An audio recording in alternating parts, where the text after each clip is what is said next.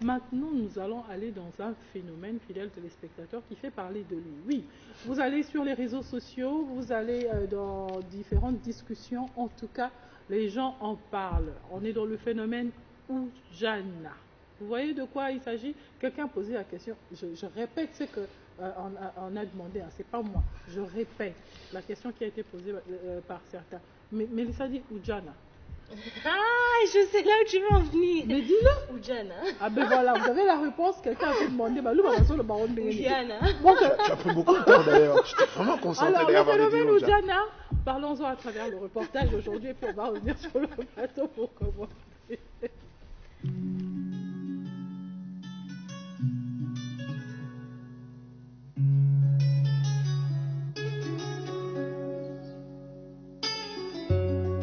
Le phénomène Oujana, c'est au-delà de l'accoutrement de la jeune femme.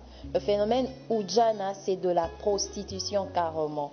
C'est vrai, à un certain âge, toutes les filles sont passées par là. Ça nous arrive de rester à la maison sans, je sais pas, porter de soutien ou bien de sous-vêtements. Mais on n'en fait pas, je sais pas, de la prostitution après. En fait, on ne parle pas de Oujana en tant que phénomène des filles qui s'habillent légèrement ou qui ne portent pas de sous-vêtements. On parle de Oujana comme des filles qui sont là en train de se prostituer, qui mettent à l'aise les vieux papas, les hommes. Ce phénomène ne date pas d'aujourd'hui. En effet, ça date d'il y a longtemps, avant nos parents même. On l'a trouvé. Mais seulement c'est en train de prendre d'autres ampleurs. Mais au fait, à l'époque, si on te traite de molasso, il y avait des filles qui se gênaient de ça. Moi, comment on peut me traiter de molasso? Comment quelqu'un peut savoir que je suis dans de telles pratiques? Mais aujourd'hui, ce n'est plus le cas. C'est avec fierté d'ailleurs qu'on porte ce nom Oujana. Si on t'appelle Oujana, tu es fier. C'est vrai, c'est quand même un phénomène qui ne date pas d'aujourd'hui, mais est-ce que ça en vaut la peine de garder silence et de continuer à l'encourager? Pour ceux qui ont 18 ans, peut-être, on n'a pas à parler, mais pour des jeunes enfants. Il y a plusieurs causes qui sont à la base de ce phénomène. Nous avons premièrement la responsabilité de la famille, deuxièmement la responsabilité de l'État, troisièmement la responsabilité de l'Église. Aujourd'hui, nous retrouvons plusieurs filles de bas âge, notamment l'âge de 13 à 21 ans, qui sont en train de faire de la prostitution. Parce que lorsque nous parlons du phénomène Oujana, cela ne concerne pas que l'accoutrement de la jeune femme.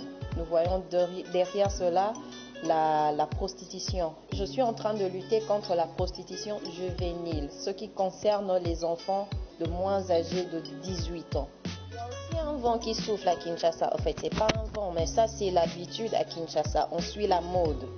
Et par rapport à ce phénomène, il y en a qui sont en train d'en profiter derrière pour eux aussi se faire plaisir. Il y a plusieurs personnes qui le font peut-être par manque d'argent.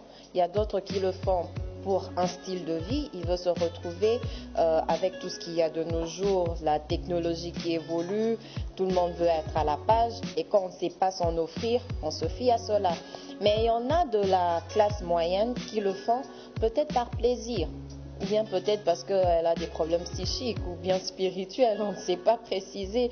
Mais en fait, c'est un problème qui touche toutes les classes sociales, pas que dans la basse classe.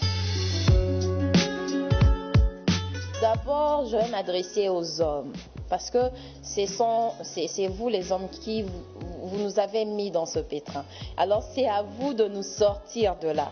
Si aujourd'hui vous commencez à repousser ces jeunes dames qui viennent vers vous, parce que la majorité de temps, les hommes plutôt accusent toujours les femmes. Oh non, c'est la femme qui était venue vers moi. C'est la femme qui était venue vers moi. Alors, face aux hommes, essayez de repousser, hein, de fuir un peu, pas de résister. Conscientisez aussi vos amis. Hommes, tu sais que tel ami homme est dans telle pratique. Si vous arrivez à vous dire les 4 vérités en face que non, si tu vas là-bas, toi et moi on va plus collaborer, ça sera aussi des avancées. C'est lorsque vous essayez de résister que vous tombez. Mais si vous fuyez, vous n'allez pas tomber. Vous avez de l'intelligence humaine. Vous pourriez arriver à vous contenir et à n'y pas aller. Et surtout lorsque vous êtes marié, vous mettez votre famille en péril. Vous mettez votre femme en danger. Parce que où vous partez, vous ne savez pas quelle maladie ou bien quel esprit vous allez ramener chez vous à la maison. À ce niveau, sincèrement, la première solution est que l'État puisse agir. Je souhaiterais que l'État puisse ramener le contrôle des pièces d'identité. Il doit être une obligation à chacun d'entre nous d'avoir sa pièce d'identité et d'interdire tout accès dans les bars et les boîtes de nuit aux jeunes enfants de moins de 18 ans. Et que les endroits qui feront entrer les personnes moins âgées de 18 ans soient frappés des amendes. Imaginez-vous si aujourd'hui l'État demandait à ce que chaque boîte de nuit où les agents de l'État entreront trouveront un mineur.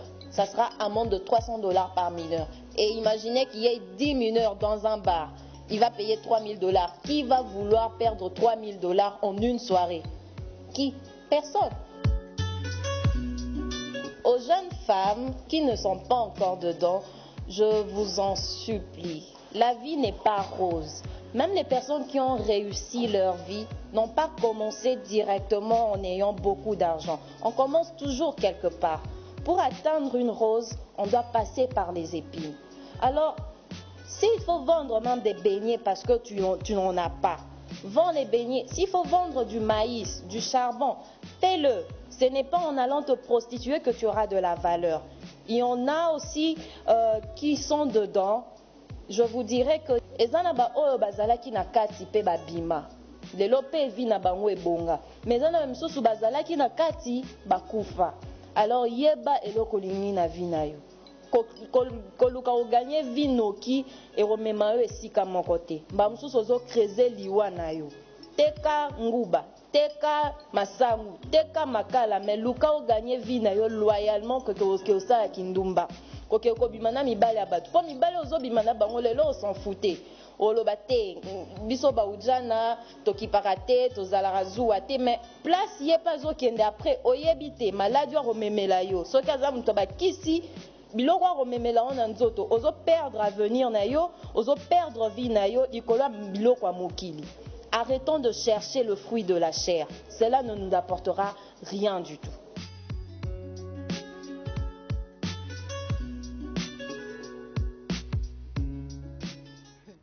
Vous m'avez entendu?